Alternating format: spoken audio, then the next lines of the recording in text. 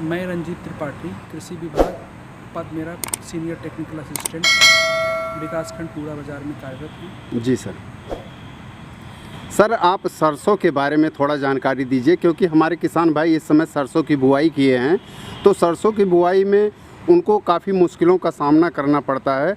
तो मैं सबसे पहले आपसे जानना चाहूँगा कि किसान भाई किस तरह से बुआई करें और उसका खाद का जो शेड्यूल बनता है खेत में किस तरह से डालें ताकि अच्छे से बुआई करें, अच्छी पैदावार हो। तो थोड़ा आप उसके खाद के बारे में बता दीजिए, कितनी खाद पर हेक्टेयर की दर से डाली जाए खेत में।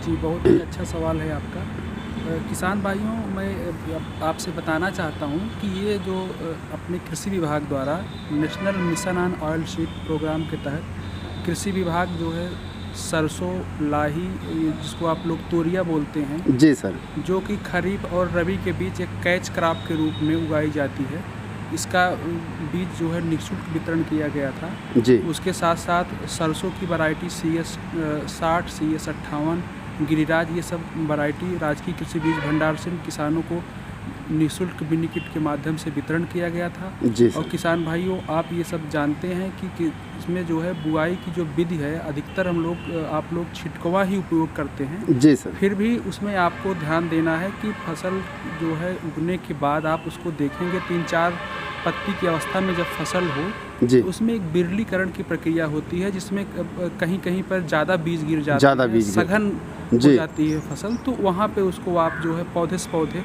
12 से 15 सेंटीमीटर की जो है दूरी बना दें। कहने का मतलब जो छोटा पौधा, पतला पौधा जहाँ सघन है उसको छटाई कर दें, निकाल दें। हाँ। और उसकी दूरी बना दें। हाँ। जी। उसके साथ साथ सल्फर जो एक सूक्ष्म पोषक तत्व है, अगर आपने बुआई के समय जी इसमें जो है सिंगल सुपर फास्फेट का उपयोग किया है, तो उसमें ऑलरेडी सल्फर 12% की मात्रा में होता है। जी सर। जिससे तेल की मात्रा अच्छी होती है, सरसों की उपज अच्छी होती है। साथ साथ इसमें किसान भाई, अभी आप देखेंगे जिस अवस्था में आपकी फसल है, तो आपने निश्चित रूप से सिंचाई कर दिया होगा। जी सर।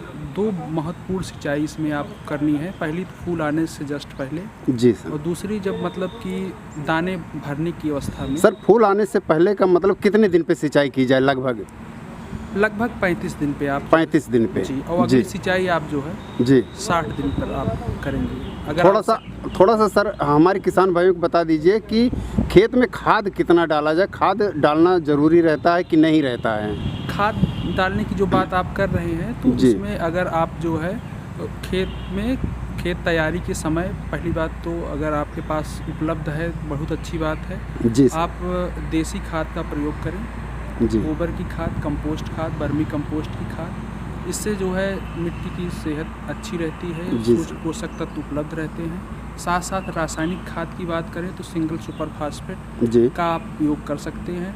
और जो है इसमें सिंगल सुपर फास्फेट की उपयोग करने के बाद और यूरिया का भी उपयोग आप कर सकते हैं। जी सर। और जो है सिंचाई का समय ध्यान रखेंगे। और अच्छा सर, सिंचाई के बाद लोग खाद डालते हैं, तो उसकी क्या मात्रा होनी चाहिए, उसके साथ क्या मिलाया जाए ताकि अच्छा उसका रिस्पांस मिले किसानों को? देखिए, अगर सिंचाई के साथ आपने जो है सिंगल सुपर फास्फेट का उपयोग किया है बुआई के समय, उसको जी अगर लाइन से बोया है तो अति उत्तम है। जी। कोशिश करना है कि लाइन से सुपर मतलब ड्रिल से उसकी बुआई की जाए। हाँ जी। तो उसमें खाद भी जो है बीज के जस्ट नीचे रहती है, कम मात्रा में भी देने पे जो है अच्छी रिस्पांस मिलता है फसल को। जी। पौधा जैसे ही विकास करता है तुरंत उसको नीचे खाद मिल जाती है और उसका रिस्पांस अच्छा मिलता है। जी। अच्छा सर, सीड ड्रिल से बुआई और छिटवा बुआई में क्या अंतर है? उसमें क्या किसानों को बेनिफिट ज़्यादा मिलता है सीड ड्रिल से? जी। पहली बात तो जो बीज दर है जी वो उसमें कम लगती है। सीड ड्रिल से बुआई करने पौधे लाइन से लाइन रहते हैं, तो उसमें कीट पतंगों का प्रयोग कम होता है। हवा का संचार अच्छा रहता है। जी। और जो है सघन फसल पद्धति में लाइन से बुआई करने पर उपज अच्छी मिलती है। और जो मैंने आपसे बताया अभी कि बिरलीकरण की प्रक्रिया, उससे भी बच जाते हैं कि ऑलरेडी मतलब बहुत ज़रूरी है बिरलीकरण लाइन और पंक्ति दूरी जो है जी, उसमें एक निश्चित अनुपात में बीज गिरते हैं, तो इसमें बहुत ही सहूलियत मिल जाती है किसानों को। अच्छा सर, एक बात और, जैसे बाद में किसानों को क्या होता है, माहू या कीट लग जाते हैं, जी, उनकी रोकथाम के लिए क्या किया जाए?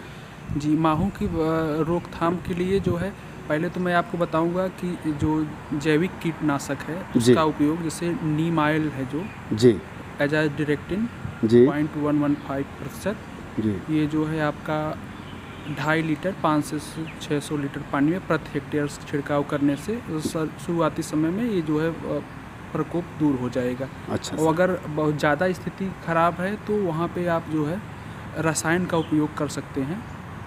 एक बात सर, ये माहू का प्रकोप जो होता है किस स्थिति में होता है? कब लग जाता है, कब लग जाते हैं ये कीट? माहू की फसल ये जैसे अभी इस समय का मौसम साफ है तो इसमें समस्या नहीं आएगी। उसमें समस्या ये आती है जब आप देखिए फसल की बुआई अगर आप लेट करेंगे जी तो जाके आपको ये समस्या होगी। अगर आप समय से बुआई किए हैं अक्टूबर फर्स्ट वीक में तो अभी इस समय जो फसल चल रही कोई समस्या इस तरीके की देखने में नहीं आ रही। कहने का मतलब है किसान भाइयों को कोई भी खेती करना हो, चाहे सरसों या कुछ भी, समय से। जी हाँ, समय से बुआई करनी है। तो लास्ट में बता दीजिए सर, क्या कोई ऐसा छिड़काव भी आता है सरसों में डालने के लिए, छिड़कने के लिए, जिससे पैदावार कुछ बढ़ाई जा सकती है फली आने के बाद? हाँ, फली आने देखिए पैदावार का मतलब कि तेल की, अगर सरसों में मुख्यतः तिलहनी फसल है तो तेल के पर्पज से ही इसको उगाया जाता है जी। तो वेटेबल सल्फर जो है 80%, उसको आप जो है एक मतलब 5 किलोग्राम प्रति हेक्टेयर के हिसाब से आप स्प्रे कर सकते हैं, जिससे कि मतलब सरसों के दाने अच्छे होंगे और उसमें तेल की मात्रा प्रतिशत भी बढ़ जाएगा। ठीक है सर, थैंक यू सर, आपने जानकारी दी।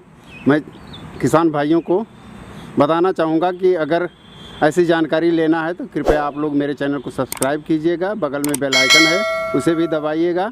बाकी अगली वीडियो मिलते हैं, तब तक के लिए जय जवान जय किसान। जी बहुत बहुत धन्यवाद।